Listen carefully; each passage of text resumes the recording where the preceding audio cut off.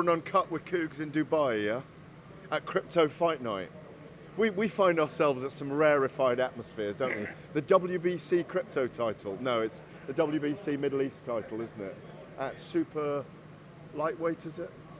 At super lightweight, yeah. There's, it's all happening, isn't it? We cannot stop coming to the Middle East. This is KUGAN CASSIUS for IFL TV. We are in Dubai ahead We're of... almost on this. Can I just, I'm not normally as windswept as this, but there's a huge flaming fan. It's not flaming, but there's a huge fan up there. Do you remember the sets on Dallas? You're too young to remember. I remember Dallas. Yeah, but they were always sitting outdoors on the terrace with the wind. We are here in Dubai. Yeah. We are back in the Middle East. We're windswept. A totally different event to what we were at a few weeks ago in Saudi Arabia. Yeah. But yeah, can you talk to us a little bit about your involvement here? Well, I've just been asked to come and do the presentation. It's on Fight TV. Whistle Stop Tour. Flew out last night. Helped with the weigh-in today. A little bit of chat. The novices, those taking their first fights, the debutants, people that are in the crypto world, Crypto Fight Night 3.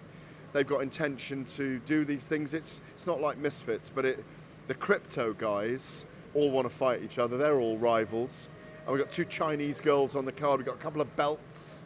There's a couple of serious bouts as well. I think there's about 8 all crypto trader fights, which is like the white collar stuff. But I tell you, there's a lot of them in shape.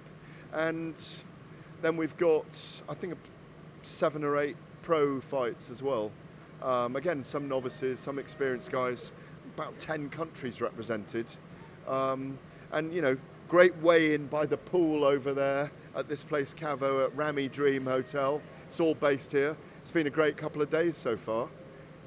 Absolutely, and tomorrow night is Fight Night, the Crypto Fight Night here in Dubai. So, yeah, there's, like I said, a mixture of pro and what we're deemed as influencer boxing happening tomorrow night. And I like the way you kind of just adapt to any situation. I listened to you out there. It's almost, you sounded like you knew exactly what you were talking about.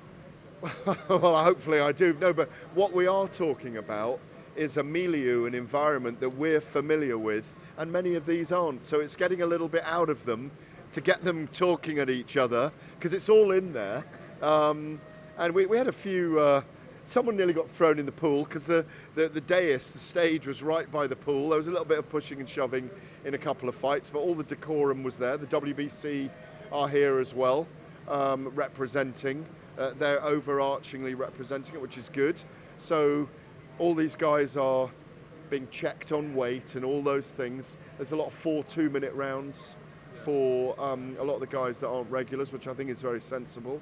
It's nice to be involved. Fly in, fly out, get home for Katie Taylor and Chantel Cameron in the Dublin card on Saturday night. Right, it's all go for Gareth A. Davies. There was a poll literally going on about what would be the funniest moment, and I think it was kind of deemed that if you were pushed in the pool, that's the thing that would go most viral. Was it now? You'd be fuming, No, but I wouldn't. if someone chucked you in the pool. Well, what I did was I gripped an iPad for the entire time, reminding people I was holding an iPad as my kind of safety. Well played. net. Yeah, exactly. Because Luke Barnett, the MMA fighter, the former middleweight in the UFC, whose career I covered years ago, and Luke and I used to work together on BT Sport. He's here working comms as well, as is Elle Brook, as is Anthony Taylor. If anyone was going to go in the pool today, it was Aaron Chalmers and Anthony Taylor, but I did threaten to put Barnett in the water at one point. We heard that one. Which was a bit silly, really, because he's about 6'7" and fought at middleweight in the UFC, so I picked a wrong battle there anyway.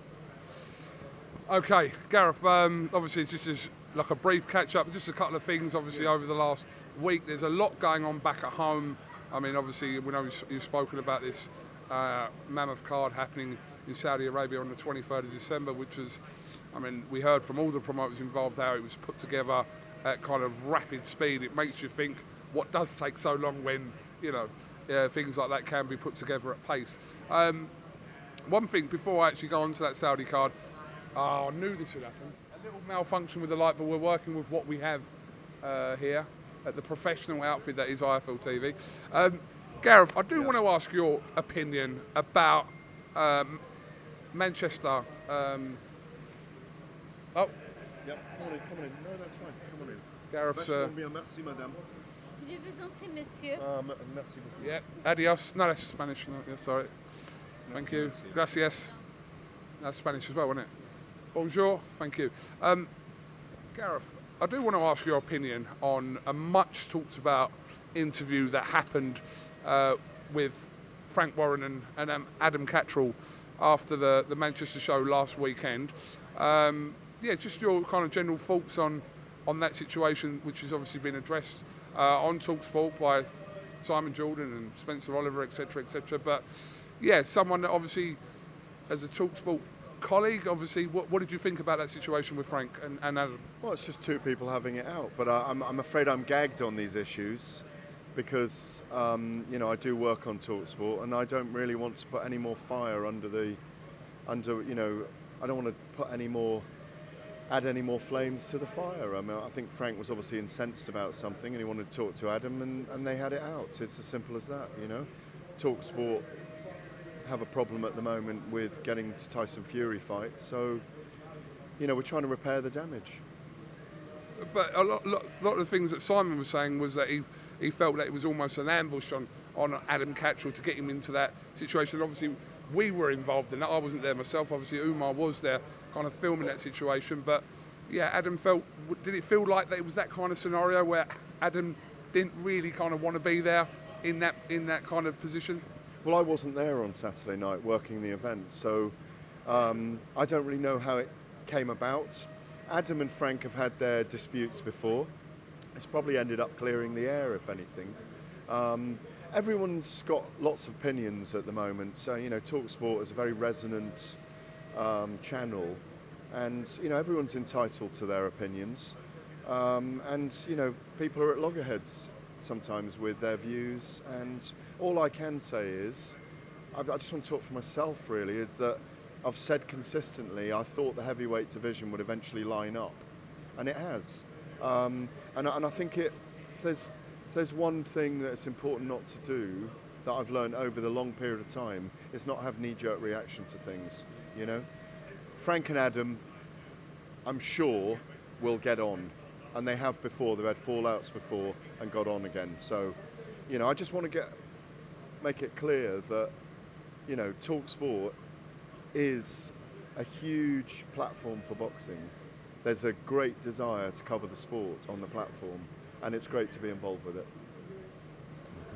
Okay, since in the tone here, we're going to move swiftly on from that, Gareth. But yeah, thank you for your comments on that. Just coming back to this card in Saudi. And actually, I heard some comments that Adam Catterall made about the Saudi card, and it is quite an intriguing card.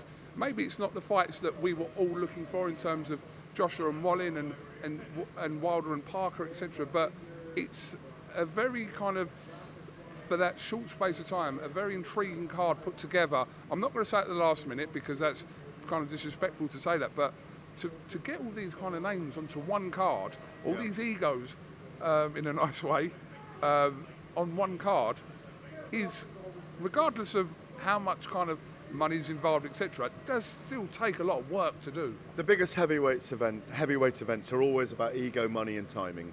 I think to have Anthony Joshua, Eddie Hearn under the same roof as Shelley Finkel and Deontay Wilder, to have Frank Warren and Eddie Hearn on a dais together at an event, to have Eddie Hearn and Anthony Joshua on a Queensberry plus other promoters card is brilliant. What this has taken is a strong desire from Saudi Arabia, His Excellency Turki Al-Sheikh and his team, to get this over the line. The work of Spencer Brown behind the scenes, who's done enormous things as well. To have Frank and Bob and all these guys all working together is phenomenal for the sport. I think if Fury and Usyk had happened on the 23rd, obviously it couldn't because of what Fury went through physically against Francis Ngannou. It wasn't the right timing. 10 of the top 15 in the world with the sanctioning bodies at heavyweight are on that card.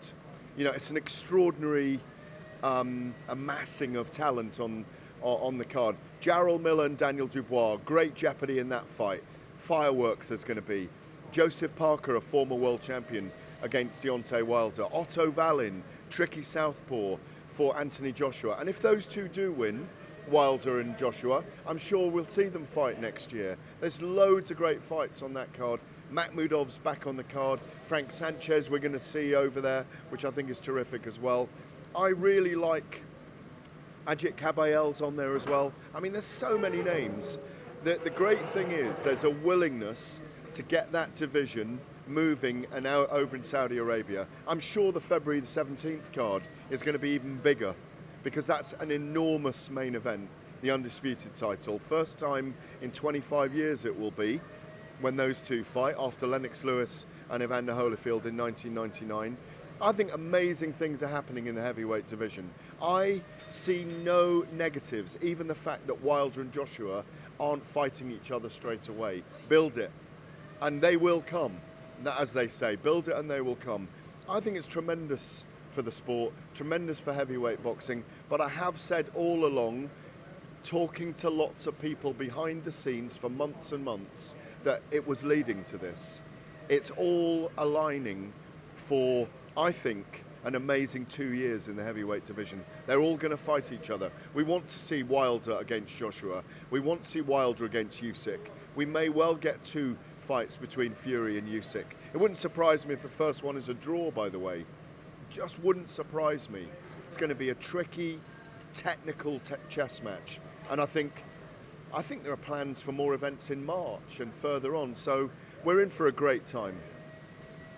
Just finally, do you see... Finally, we've only just started. I know, but you need to drink your coffee and you lost Mary.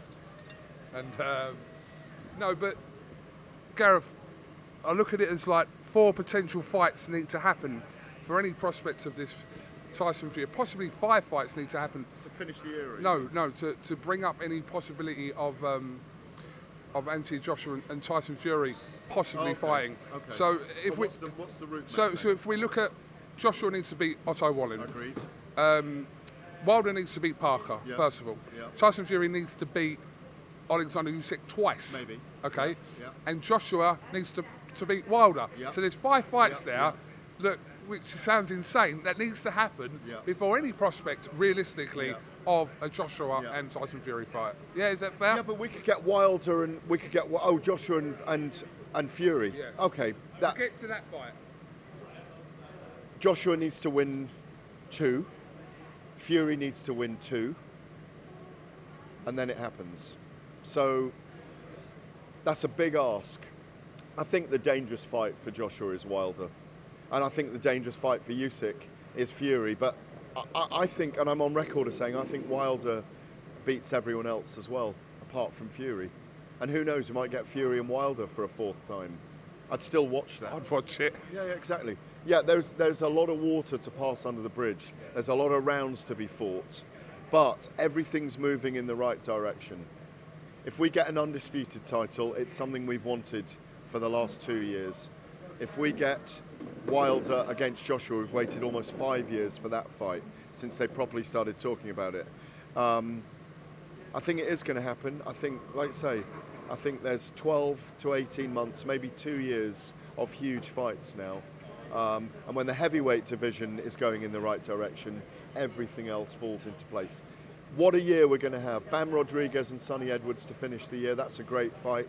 Katie Taylor and Chantel Cameron rematch this weekend to put some of the other sides fight, some of the other promotions. Prograis Haney. Prograis Haney as well. Really looking forward to that one. Haney's going to be tricky for Prograis. He wants to take his head off, you know. And Haney's a very, very skillful boxer and a tough guy as well. So what a year, finally. What a year. And thank God, as Frank Warren did say, there is a game changer going on and the game has been changed.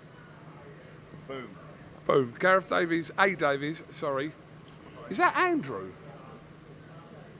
It's Angel. No, it is Andrew, yeah. It is Andrew. I don't even think I've ever asked you. That's weird. Gareth, there's interesting questions to me today. What's your middle name? What's your middle name? You know what my middle name is? Ranganathan. No, my middle name is Cassius. Cassius, baby. After who? Cassius Clay. Absolutely. The greatest. Absolutely. Gareth, Andrew, Davies, thank you very much for talking to IFL TV. Enjoy your time here in Dubai, and no doubt we'll catch up with you again before the year's out, no doubt. Well, I hope so. Yeah. We're only in November. All right, mate. Yeah, we are actually, yeah. Gareth, thank you very much. My pleasure, bud, always.